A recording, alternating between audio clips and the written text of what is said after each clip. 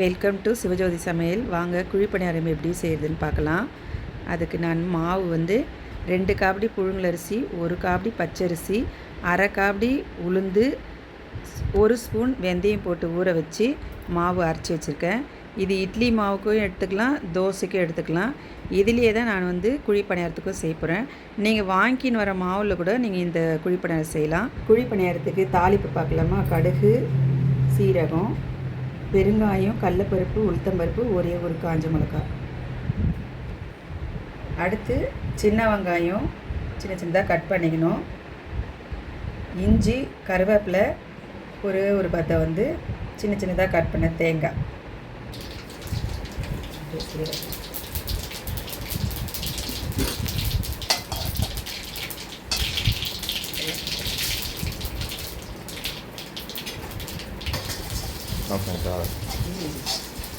வச்சு இப்போ வந்து சின்ன வெங்காயம்,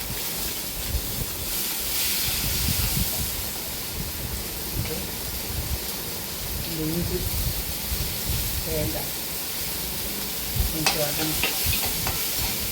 சிம்மில் வச்சு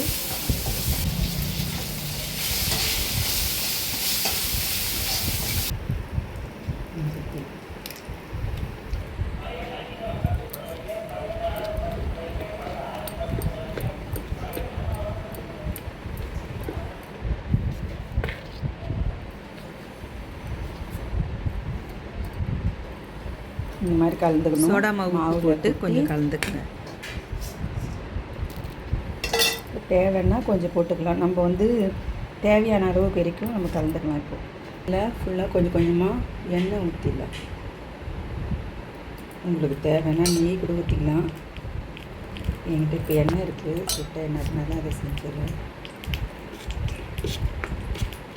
இது நல்லா காயிட்டு நல்லா காஞ்சிச்சு ஊற்றணும். ஸ்பூனில் எடுத்து ஊற்றுங்க.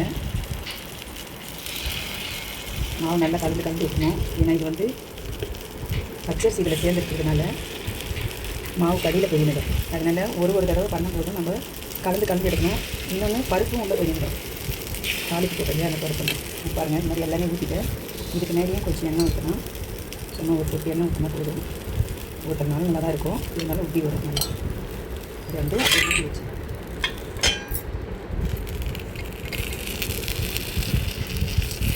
பாருங்கள் எவ்வளோ அழகாக வந்துச்சு பாருங்கள்.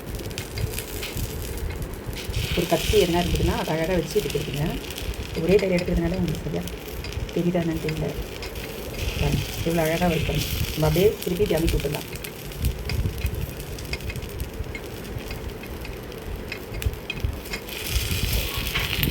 ஆமாம் அப்படியே மெதுவாக இது பண்ணி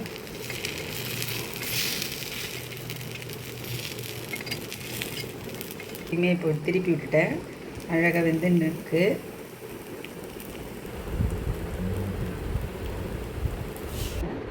நான் எண்ணெய் தான் ஊற்றுறேன், கொஞ்சமாக தான் ஊற்றுறேன் எண்ணெய்.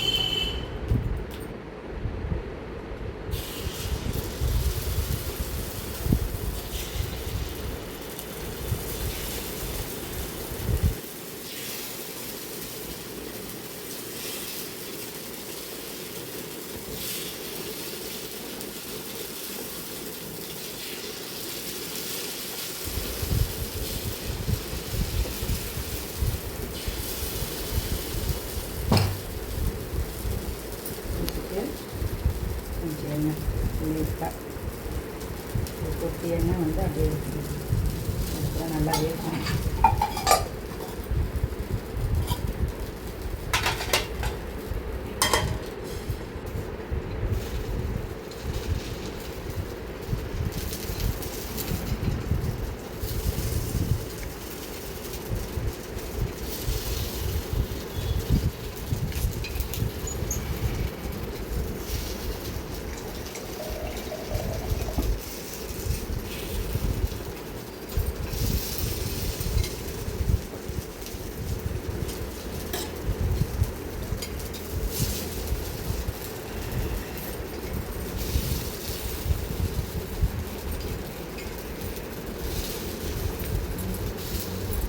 வந்துச்சு.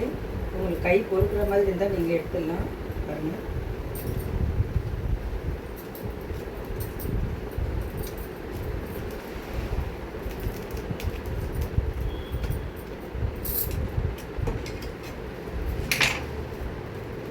இது மாதிரி ஹாட் பாக்ஸில் வச்சு மூடி வச்சுருங்க.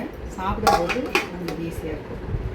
இந்த ஒற்றைக்கடலை சட்னிக்கு தேங்காய், ஒற்றைக்கடலை, காரத்துக்கு தகுந்த மாதிரி பச்சை மிளகாய், உப்பு போட்டு நல்லா அரைச்சிட்டு தாளிப்பு போட்டுக்கலாம். கடுகு, சீரகம்,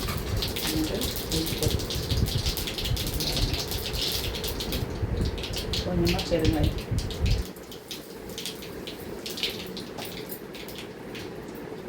கருவேப்பிலை,